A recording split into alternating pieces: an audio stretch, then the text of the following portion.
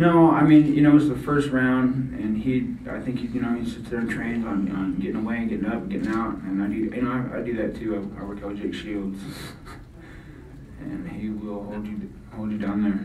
So I know how that is, and it was a gamble. The whole thing's a gamble. I feel like all that's said and done. No disrespect, but I feel like my skill level is way higher standing up and on the ground, but it's a gamble, back and forth. That's what the problem is, So, it's like, okay, should I try to finish with punches, or since I got him down here, should I try to that indecisiveness is my main problem, which makes this guy sort of a tough matchup for me. I think, like I said, no disrespect or anything, but I feel that I would win the jiu-jitsu match. I mean, if it was a jiu-jitsu match, I won on the points with the guard pass and everything. So, we got some jiu-jitsu people out here.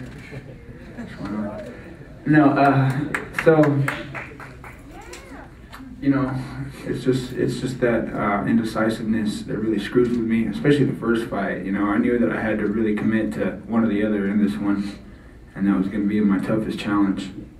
So, I think I would have just been a little more patient in the second round, and just believed in my stand-up a little more. I mean, it's not that I didn't. I really have some really good sparring partners. They're the best in the world. And I work out hard, boxing, and like I said, it's just that indecisiveness in certain fights with certain matchups, But you gotta take a pick, You can't back and forth it like that. That's what I did the first time, and that's what cost me the fight. What's the hardest shot that he caught you with tonight, Nick? I don't know. I think the one that cut me a little bit here was, I think it was just a good shot. He just, I didn't feel like it was that hard of a shot. It just hit me in the right spot. Just like the first fight. I wasn't stunned. He just hit me in the right spot and cut. And he's a real boxer, so you can't take punches from a guy like that. Same with me. I land punches on people and they're all busted open. So that's.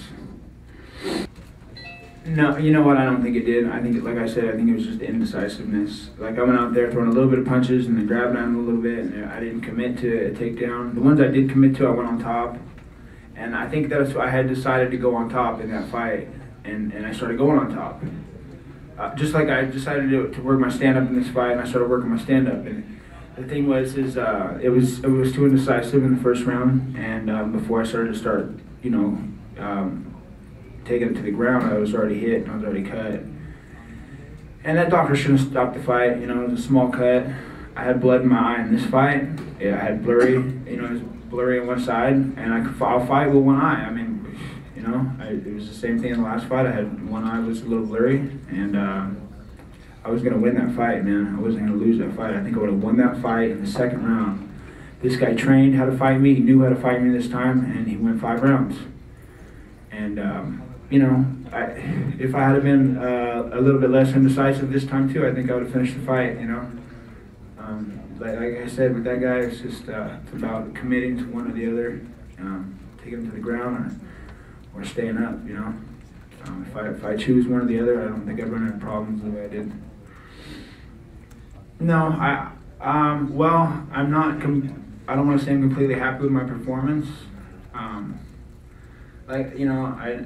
I know what I shouldn't have done now, and so I'm happy. I'm happy with the way it went. I can't complain. I won the fight. So. Hey Nick, it looked like they were taping your glove right before coming out to the cage, and then they taped your second one in the cage. Were you properly warmed up at the start of the fight? I'll tell you what. I didn't. Coonan came in, and she shook my hand before the fight, and she had her hands wrapped already, and I'm going, isn't she coming out before me? And I was going, I should probably already be wrapped right now. So it was not going good whatsoever. I had a really late warm-up, And, you know, not that I didn't have a really good corner with me, but we were just kind of relaxing a little bit too much back there. And so I was really in a hurry to get matched. I was Josh Thompson's fighting. I'm being wrapped. And I'm like, oh my God. No, I'm just going like, you know, please don't get knocked out. You know, I'm rooting for Josh. Like, come on, Josh. You know, don't tap out or, you know, so. No, I got him. I think I am a slow starter, you know, a lot of the time. That's why I had a good plan for the second round.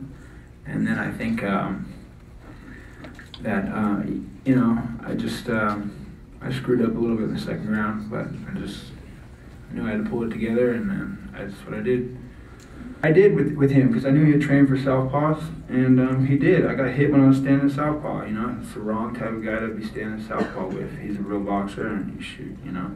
I noticed in my sparring, I switched it up, and I stood conventional, and I picked it up and put it together, and I was like, I'm gonna go out there and I'm gonna fight conventional, because I conventional takedowns.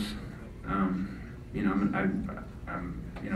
I'm really a lot better at finishing takedowns if I shoot in standing that way. So. Is this something we're gonna see more of in the future? You're gonna see it all. You know, I'm gonna do it all. So.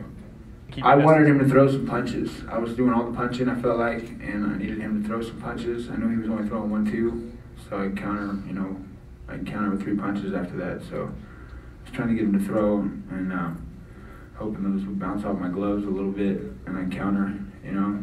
So I have to watch the tape and see if that was actually working for me. But maybe, you know, I suppose it wasn't. But I don't know, you know. I'm gonna have to take a look at that. And that's what I'm saying. I knew I could beat this guy boxing. I knew I'm a better boxer than he is. And I think you would have seen more of that if I hadn't even have gone for any takedowns at all. I don't think I would have shot for takedowns, except for I was already going on top right away because I had knocked him down. So I don't know. I guess I felt like I was going on top. So I kind of liked that feeling. So I wanted to shoot in on him. But I'm not a wrestler, but, you know, at times I do have, decent takedowns, so just trying to put him on his back a little bit.